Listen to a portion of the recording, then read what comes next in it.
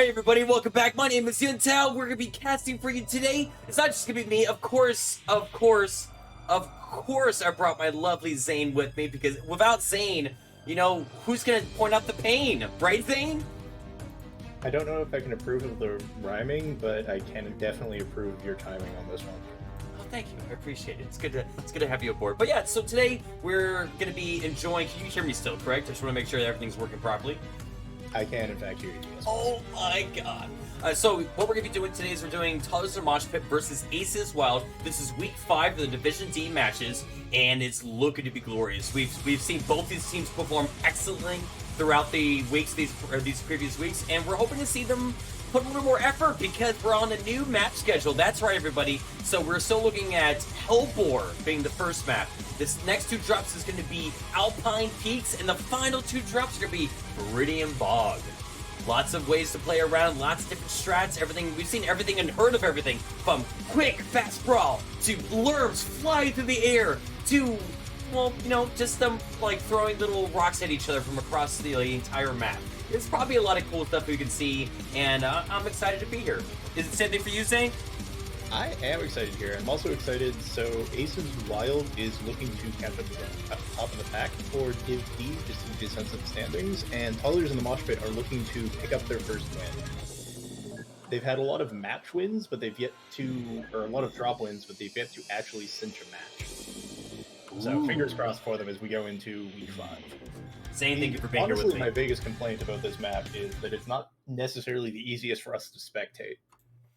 No, it's going to be really interesting. But, I mean... I do think your point about blackjacks could work. I think so. Like, Jaeger mechs are maybe a bit too heavy, or riflemen similarly, but honestly, I think we're just going to see both teams bring fire starters, Vulcans, any of those super maneuverable jump-jettable inner sphere lights, or mediums that pretend to be lights. And honestly, admittedly, it doesn't actually have to be a thing where, you know, it doesn't have to be mobility. I took a screenshot of this. Because, like, you could just make slow brawl work. Like, we saw it last week with the heavy drops. That's what a lot of people ended up doing anyways. Anyways, I'm going to go ahead and start getting started with this. So, I am looking at Toddlers in the Mosh Pit. We have Shadow Gamer in the Firestarter, Rabigo in the Battlemaster 3M, Please 17 by Trans Cat Girl, Firestarter from Gemma Cat, Beerons in the Panther 10K, and yet another Firestarter. All 3 Firestarters being used and locked coming out of Toddlers and Mosh Pit. I'm assuming that for the most part, we're going to see a lot of the same kind of builds as we usually do from these mechs. Because, like, for the most part, Firestarters are always the same kind of build. Yeah, 8 small pulsators. Go ahead. Aces Wild, we're seeing 3 Crab 27 SLs, so that's the one that trades out the extra medium pulse slot for jump jets. A pair of Firestarters A and a Javelin 11A. This is the Javelin that we've seen a lot of the teams running, especially in the early drop. It's the one that can boat the 6 machine guns on the arms. And a lot of teams have been kind of using it as a cleanup. Oh, I'm completely wrong. It's the 7 medium laser one. Oh, interesting. I like it. Lots of laser brawl from Aces Wild. I like the simplicity of just running 3 fire starters and a couple of crabs with a javelin thrown in there, because why not? All right, we see both these teams making a play for a cap. We have Theta and Epsilon roughly being taken at the same time, so beautiful moves. Looks like Aces Wild is not hesitating, though. They've taken the cap. They don't want the full cap. They want to find the enemy. They're looking for that brawl. We do see some early shots going out from the Javelin, it looks like, towards the Panther 10K and the Fleet 17. Want to make a special mention, the Panther 10K is indeed running 10 snub nose, or 2 snub nose PPCs. 10 snub nose PPCs would be amazing. Looks like we have Aces Wild moving up right now, going up for the ramp from the T4 sector. They are trying to get close to see if they can check out the early UAV coming out of Toddlers and Mosh Pit, allowing him that special early game info. We see a little exchange of firepower, another UAV coming out from Aces Wild as they all try to get the fire line set up, waiting for everybody to get close. Not Bob in that glorious looking mech. Oh my goodness, Not Bob. Your mechs are beautiful in every way. We do see shots coming out. We do see firepower. Not Bob actually going in, trying to get some shots out right now. We do see a fire starter leg already being taken out. Not body knockers already going down. Zool, the Burninator, getting in. We have the BattleMechs trying to put some shots out. The BattleMechs actually running 8 ER medium lasers, so not necessarily for the brawl, they're there for the range fight. Interesting enough. We see a lot of fire going back and forth. We do see Zul the Burn Eater and the Crab Guard down to 68%. First artillery strike coming out. A lot of focus on Gemmacat. Gemmacat going down as I mentioned the name. Am I cursing these pilots by saying their name? Silly was able to get the revenge kill on Zul the Burn Eater. Now, Silly is indeed like trying to just so in its distort. Does look like the BattleMechs being piloted by Orion or Arachnico is being focused on as well. It does go down to Rivaste. The Crab is down at the low ground. Crab has lost its legs. Silly, the Transcat Girl, is trying to take out the last leg if they can. We do have the Wolfhound coming in with the PPC shots, trying to put some good shots in. We do see BattleMechs legs as well. We do see Stuff You Fear legs as well. A Shadow Gamer just got their leg as well taken out. My goodness, it's just leg day. Serve it up! All right, Legend of Kelda is able to bring out that one. They were quickly taking Theta Cap. We do see Birons and Transcat Girl trying to put some shots on the Crab. Not Bob actually getting a leg kill before Beers was able to get away. Cycling followed up by a quickly shot from the focus fire of Aces Wild. Transcat Girl does try to escape, but does lose their leg, and looks like it's going to be all over. Toddlers and Mosh Pit said the first match does indeed go to Aces Wild. Good fight, good focus fire, but wow, that was a surprising match. Both those teams just clashed into each other. So I like the idea of the Battlemaster with the ER mediums, because I'm willing to bet that they actually did have range to get the Overwatch onto that central cap. But part of the reason I say that the light tonnage tends to devolve into Brawl so much is because you only have those 250 tons to play with. Any mech is going to be fast enough that you can punish the range deck in a way that you can't necessarily on the heavier drops. Like, take the 360 drop tonnage that we're going to be moving in here as we move on to Alpine Peaks here. Absolutely, I was just observing the damage coming out from both teams. But yeah, let's move on back to the next map, next match. It is not so easy to dodge artillery strikes or airstrikes or LRMs on Alpine Peak. All the artillery that we can think of. Yeah, I mean, Alpine Peaks is a very open map. That's why ranged mechs typically do well. And honestly, early game scouting is fairly straightforward and fairly easy. Like, if your early scout mechs want to get the info, they can. There's not much stopping them. At least, that's what I believe. Yes. Okay, left. Not Bob, as always, with the effusive sportsmanship. Oh yeah, good luck, have fun. Honestly, both these teams, like I said it earlier, like I find them both quite adorable. That's not without reason. Both these teams have one of the most excellent sportsmanships I've seen out of people. They all want to win. They all are playing competitively, but they're never jerks about it. And I don't know. I think it's important to see that too. All right, so coming in, I'm looking at Aces Wild currently. So we have, out of the Aces Wild, a Grasshopper piloted by Not Bob, another Grasshopper piloted by Archon N. We have Stalker and Zul the Burtonator. Looks like we're looking for a range deck, because we have a Warhammer 6R coming by Korkurai. We have Bellorian and the Osiris, and another Firestarter, the last Firestarter, coming out of Aces Wild, being Legend of Kill. Go ahead and tell me what they got. On the Toddlers and Mosh Pit side, we have Transcat Girl in a Black Knight, Mini Celeste in the Quick Draw IV4, Body Knocker back in the Panther, Perichrome in the Warhammer Rapids Go in the Cicada 3M. Good to see that. Ooh. And Davohax rounding it out with a Grasshopper. Now, I did say that most of the Grasshoppers, the Warhammer, all the mechs are running long range.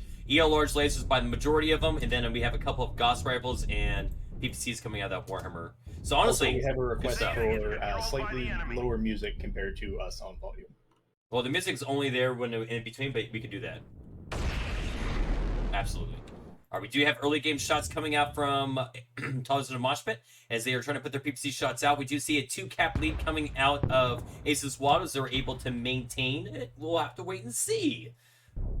We have setups by the long-range mechs, the Grasshoppers and Stalker putting up on the, I think it's the Juliet 7 hill. We have the first strike coming out on the Kokurai with the Warhammer 6R. Will it manage to get a hit? No, Kokurai realizing in time is able to disengage. Not Bob taking a few shots from their Grasshopper. Looks like it's the Wolfhound putting in. We do see a light mech doing their best to actually go all the way, the Firestarter, to get up to that Grasshopper 5H. They should have the info. Davohax hopefully is aware of this. Looks like they are not fully aware. Yes, they are now as they get shot in the back. Davo, we're trying to record, trying to react to it. Do have teammates coming over. They have a UAV coming out from Davohax. Unfortunately, it was able to get sniped out by Legend of Kelda. Able to get the shot on that one. That Firestarter is absolutely brutal and rude when it comes into a long-range situation. Now it looks like they're trying to... Well, go ahead. One of the things that Kelda did that was actually quite clever in that fight, less than just getting the back shot on the Grasshopper, but he positioned his mech such that Davahax couldn't actually back down the hill, and that kept him in range of the Aces Wild traders instead of letting him duck down the hill. Oh, absolutely. The panic level must have been a little bit tough. There was definitely a skill pilot check in that one because, and then if you're being blocked, that's another alpha coming at Legend of Kilda. Looks like he is being punished for that ballsy move. But let's see if they are able to disengage. They are dropping down to 57%. That is a right-left leg almost gone and cored out. Whew. I mean, but they got a Grasshopper out of it. So all this considered, a pretty good exchange. If I'm Aces Wild, I think I would take the trade of my Light's legs for a Grasshopper, but it's still, you know, not a good feeling. Yeah, we do see Legend of Kelda being the lowest out of the team. Now, Zul the Burnator is probably the lowest with their Stalker, taking a lot of shots as that we see a great peaking profile coming out of Rapigo and the Orion, Transcat in the Black Knight, and the Mini Celeste in the Quick Draw IV4. Looks like there is a little bit of a conversation, maybe to go for a big brawl push. We do see a Grasshopper out in the open, being piloted by Archon, and taking a lot of shots, a lot of firepower. We actually do see Aces Wild is not satisfied with the 2-cap lead, is making a slow but determined encroach upon the enemy team. And the 3-man detachment here from Toddlers and Mosh Pit is running that sort of mid-range build I was talking about. Like the quick draws at Emerans, the Skate is actually running the PPCs and an AC5. And then Transcat has medium or large pulse lasers rather than ER lasers. I mean, in the middle of that talk, too, we actually had the Firestarter going down to the impressive onslaught by the teammates of Toddlers and Mosh Pit, but we also had a trade of Rhea inside of their Warhammer, also losing that mech. Looks like they're trying to see if they can challenge Knobbob. If they can win this brawl, Toddlers and Mosh Pit has every chance to win this, but again, that's a lot of threat. They're being encircled by Aces Wild as the back shots are coming, Archon and able to grab Rapigo in the rear. We do see some good exchange coming out of Mini Celeste trying to put some shots in the Stalker. Transcat was able to take out Knobbob, not happy with the onslaught that was done to their friends. Is willing to fight and struggle for it with 4 medium laces and a large post. That's a lot of firepower to do. Quick Draw not finally getting its value. We'll be able to take out Zul the Burnator before it's too late. We have a lot of good shots coming in. We have a open torso on that left torso. Zul the Burnator trying to do his best to protect it. We do see the Mini Celeste is still putting shots. That's a 1v1 there. Meanwhile, Silly Transcat is doing a 2v1, is losing their mech, actually taking shots from the Stalkers. Focus fire still coming out of Aces Wild, even though they are currently being embattled by multiple opponents. Because now that that mech has been taken care of, that means they can focus on Mini Celeste and take her out of the game. Body Knotwork still doing her best to actually try to provide some support. It looks like they're dealing with the Osiris. Will they be able to get the shots off to fully recognize and truly take out the leg? Because if they can take out a leg one, that Osiris has a lot of potential. Or excuse me, that Panther has a lot of potential to actually disengage fully. We do have a right leg cord. It looks like Mini Celeste was going down, so we're going to have the heavy tonnage going away to save their light mech champion. Body now going down 59%, but not losing any leg armor yet. Bellarine is now just relying on just staying alive and not really. It doesn't look like they were actually looking for a fight. They were just trying to make sure that they kept moving, so hopefully buying more time. I mean, with 478 points in the lead, the rest of the mechs coming to aid Bellarine. I don't see this going super great for Toddlers and Mosh Pit, but you know what? There's always a chance. Unfortunately, that chance will have to be for next game. GG. So while the push from Aces Wild seems a bit nonsensical, like they had the cap advantage, in doing so, they put the entire brawl squad of Toddlers and Mosh Pit in a crossfire between the two sort of halves of the Aces Wild team, and there was basically no way for Tim to respond to that without exposing their back armor to at least one of the Grasshoppers or the Stalkers or any of these other very heavy-hitting range mechs on the part of Aces Wild. Absolutely. It was a good play. It was a good move because it kept Toddlers and Mosh Pit just on the back foot. They were constantly having to react as opposed to maybe come up with a plan of their own. Look at the damage real quick. We do see Zul the Burnator goes to 448 out of Aces Wild, bringing the top damage, followed closely by a couple. And then coming out of Toddlers and Mosh Pit, we have 389 from Mini Celeste and the Quick Draw IV4. Good damage, good fighting. Let's begin the swaps. Alright, we're moving on to the third match. Let's get back into that mech on mech action that we all want and enjoy. Alright, so, honestly, let's see what these teams do. I need to turn off the music. Hopefully it wasn't as loud as it was last time. I did make a point to lower it to where I can barely hear it, so. We didn't get still too loud complaints, so I'm going to call that a win. Whoa! Look at that! Look at us go. Honestly, what other casters care so much about the 5-minute behind viewers? I doubt. I find another one, please. There's probably a couple of them, but still, we care. There's probably at least one. There's probably at least one. Yeah, I can't take all the credit. But, you know, who's as cute as us, right? Yeah, there we go. I don't see anybody else doing face cams for their casting. So, Aces Wild coming in with the Wolfhound 2, a pair of Warhammers, their final Grasshopper, the Commando 1D, I'm going to assume is a shout out to you, and a Stalker 3F. Yeah, just me. I'm the only one who runs Commandos. We do see, coming out of Toddlers and Mosh Pit, a Panther, 2 ER PPCs on it this time. We do see a Crab with 5 medium pulse lasers, another Crab with 6 medium pulse lasers. Oh, crap. We do see a Stalker, Warhammer 6R, and a Grasshopper. So we do see, Stalker's running AC-23 7-nose PPC. Warhammer's running 2 ER PPC, 2 light Gauss, and the Grasshopper's running 5 ER large laser. So we have a mixture. Some range, some brawly boys. So let's see what actually happens. Mixture than we're seeing on Aces Wild, who ran, with the exception of the Wolfhound and the Commando, we're running a very traditional range drop. Okay, so it's going to be who's king? Range that's, or a little more focused range with some light mech scouts, or mixed hybrid?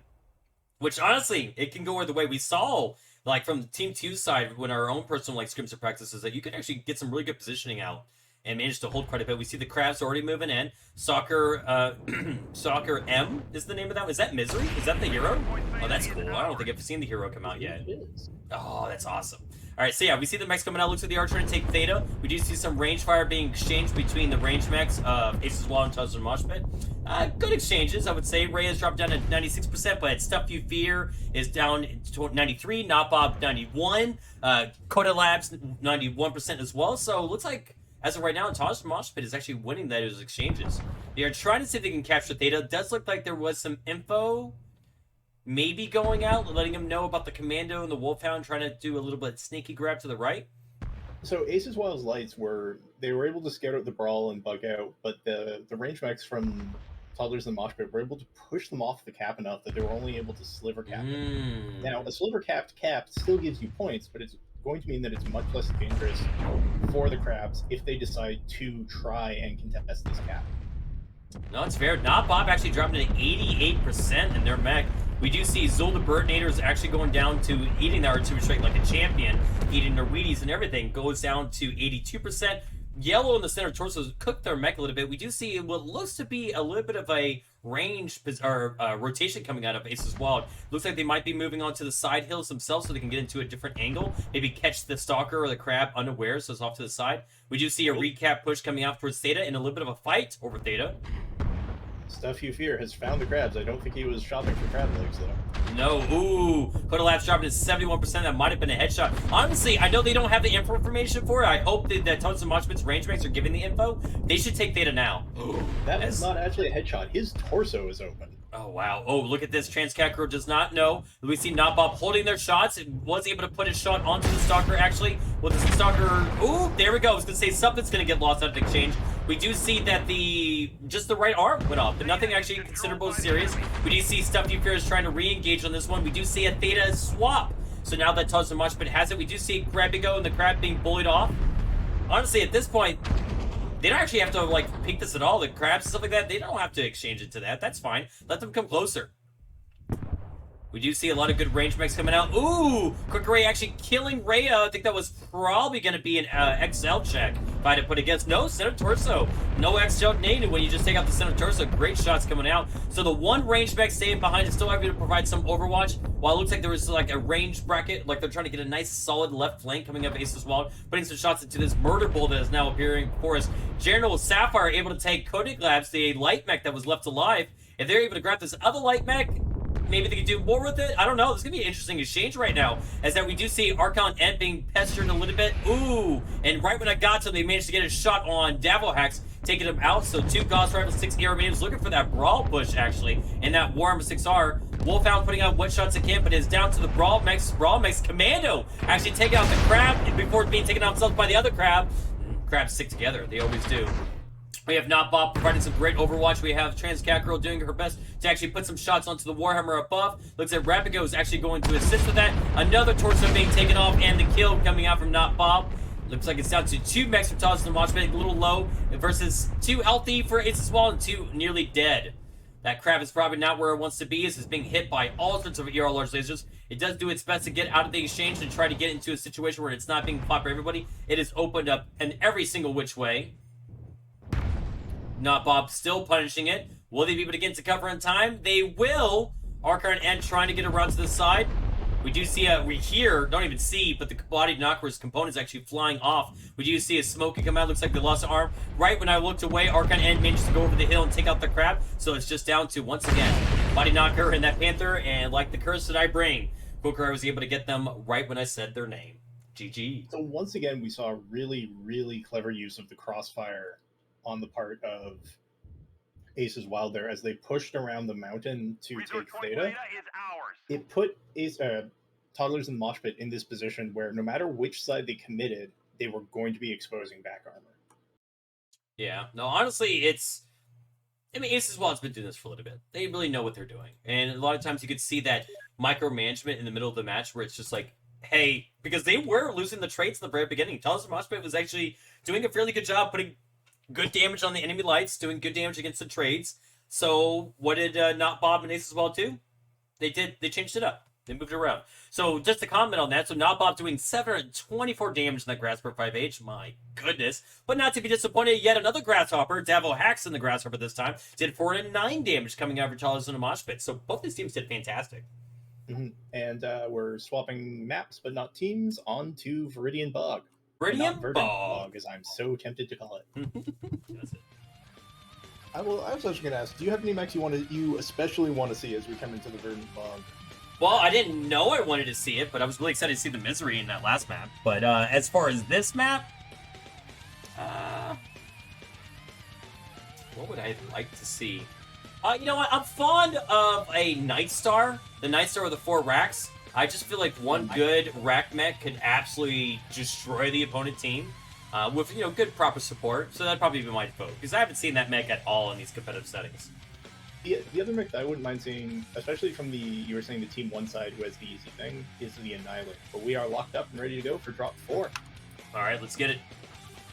Yeah, the Annihilator, I don't think we've seen a lot of teams use the Annihilator, which is usually the go-to, oh, we're on this map, or we can bring Annihilator, let's bring it.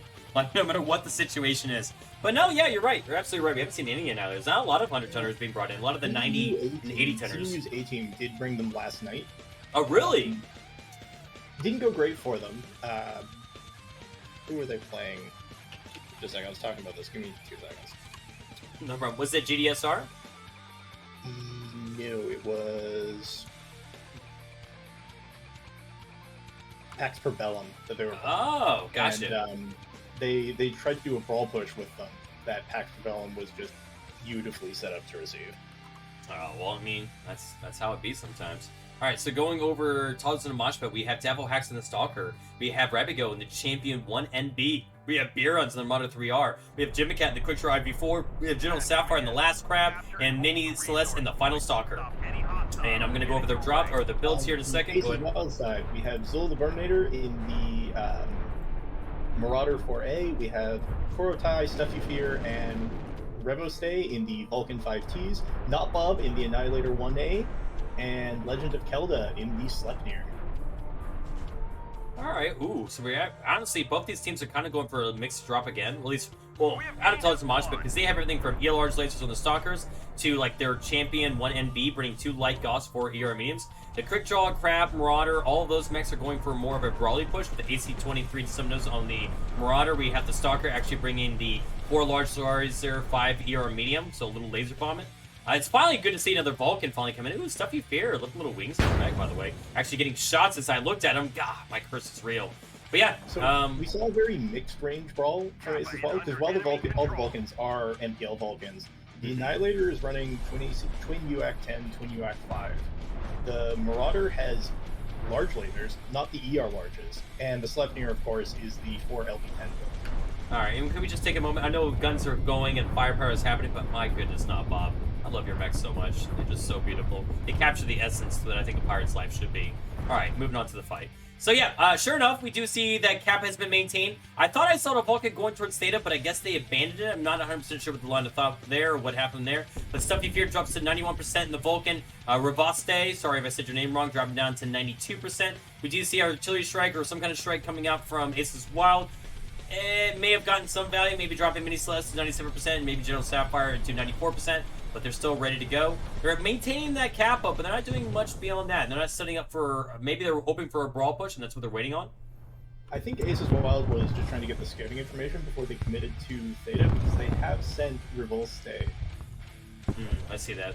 Yeah, I'm going to say Revolste over in the Vulcan to get the Theta point. And you notice that Stuffy Fear and the other Vulcan have both sort of rotated over to intercept anybody sent to catch him. That was actually, yeah, I 100% agree. And that's the kind of stuff like on these maps that early game scouting is going to be so big, so huge. We do see the champion be going down. Oh, we do see, yeah, I saw at the same time. A little bit of a brawl fight erupting coming in from this side. We do see explosions and components going on. Viriant's leading the charge. They seem to be focusing, I think, the Cyclops from Legend of Kelda. Actually losing, I think, an arm and torso. No, just one LB-10 so far.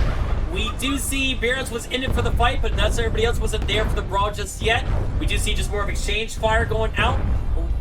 LB-10s, both right, left torso ready to pop, but that Annihilator being the freshest one out of the bunch is just going to be soaking so much. You see the self-destruct coming in Mini Celeste, that laser bomb just running a little too hot. Kokiri has destroyed Davohax. We didn't get to see it, but it looks like the Vulcans actually jumped onto the rear mechs, taking out the Stalker by pound by Davohax champion, and the one NB by Rapigo is actually getting taken out next. The 3 Vulcans, just a lot of firepower. We do see Gemmacat doing her best to actually stay alive, but when you have 3 Vulcans and an Annihilator and a Cyclops all layering down on you, it's a little tough to come back from that one. We have one MRM-20 and a Summoners PPC. Will able to get some shots out, taking out the Vulcan with it, or did they go down just the same? We do see General Sapphire going to assist their quick draw, moving in, jump jets flying, trying to dodge twin shots again, putting the firepower back out, but unfortunately gets hit out by the Cyclops. We were the Annihilator, and then, yep, Revistade taking out Gemmacat in the quick draw. Just a little bit of an overcommit or undercommit. I'm not really sure, but Toddlers in the Mosh Pit, when they came around the corner, they had, to my mind at least, was a decent chance to push into the Annihilator and the Cyclops, and then rotate onto the Marauder from Aces Wild there, while all the Vulcans were rotated over. Now, admittedly, the Vulcan can rotate back fairly quickly. Yeah, honestly, I'm going to comment on the damage. So Annihilator 1A doing 611 damage, well done. We do have 449 coming at Gemmacat. Good damage by all, but oh my goodness, that's a solid 80 damage. So I think I know what happened. So the Barons had the more brawly build. And I think that because Barons knows, at least I'm assuming they would know, that they have a more brawly build, they know they want to get in and get into the thick of it.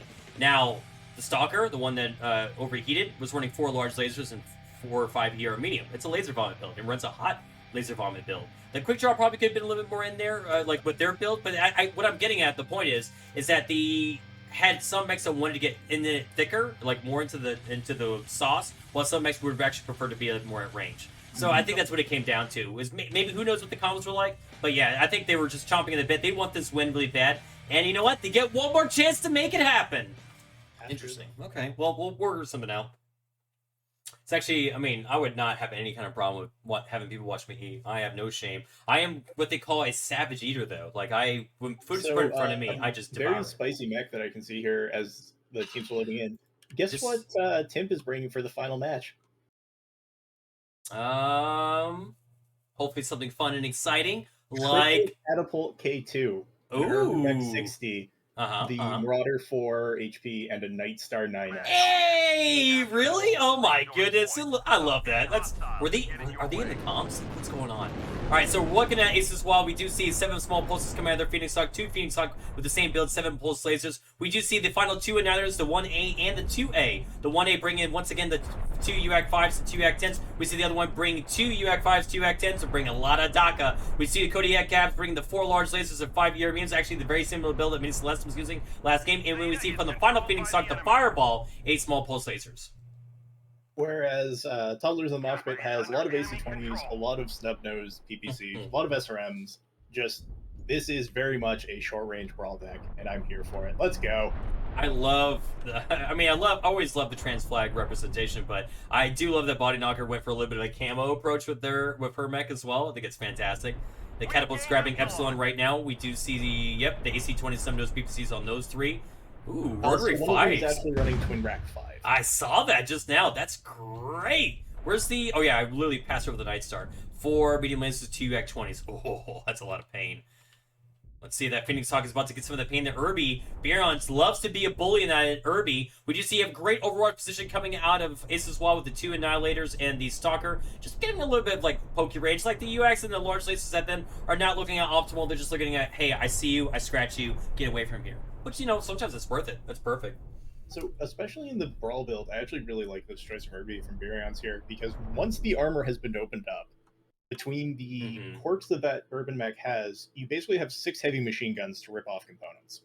Oh, absolutely. Late game Irby action is fantastic action. Now, only thing I am concerned about these 3 Phoenix Hawks for this Irby, because as you can see, Toddlers and Mosh Pit definitely started less on the light mech display and more on the heavier tonnage display. Oh, Speaking of, yeah, I don't think this is going to go nearly as well for him as it did last time.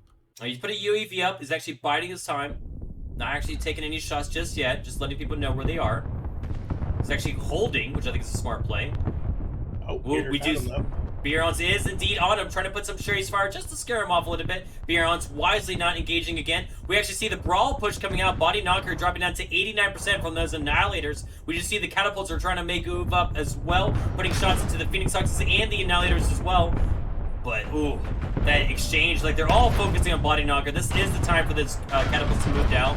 We just see Torsos opening up a little bit on those Annihilators, but not fully just yet. Now Bob being the freshest, Zildeburnnator being focused. It sucks to be a streamer. Sometimes you just get focused more than anybody else.